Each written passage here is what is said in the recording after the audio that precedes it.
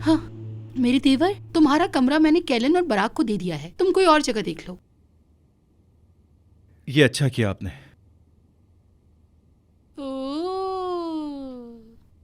वैसे शुक्रिया भाभी आपका,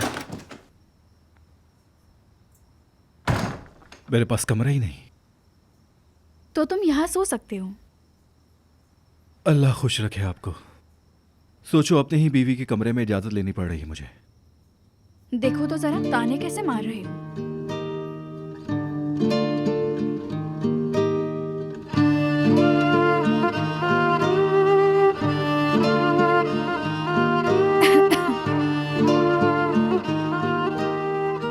ओह मेरा बेटा। पर जरा करीब होकर लेटो तो ज्यादा बेहतर रहेगा, ताकि तुमसे प्यार करने वाला तुम्हें गले लगा सके। कुछ ज्यादा ही तुम्हारी आदत खराब नहीं हो गई? अब किस बात की शर्म? अच्छा। हाँ जी सही है। तो फिर जब ईद हमेशा के लिए हमारे पास आ जाएगा तो एक अलग कमरा तैयार करेंगे। हमारा भी एक कमरा होगा। वाकई में नफीस, तुम तो दौड़ने लगी भाई। तुम्हारी तरफ तो कदम बढ़ाना गलती है।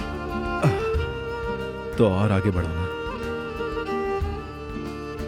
बस क्या? शुक्र है तुम्हारे पुराने दुख खत्म होते नजर आ रहे। मैं यही सोचता हूं एक दिन बिल्कुल खत्म हो जाएंगे।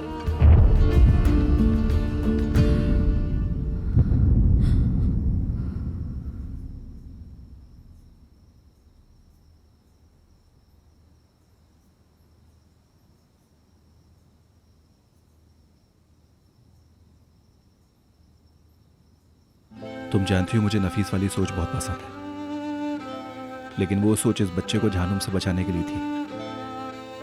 अब इन बातों को सोचने की बिल्कुल जरूरत नहीं, ठीक है ना?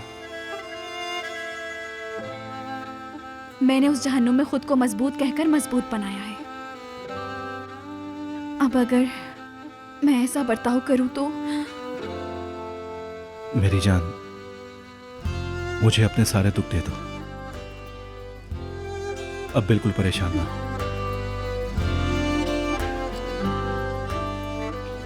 तुमसे बहुत प्यार करती हूँ। मैं भी।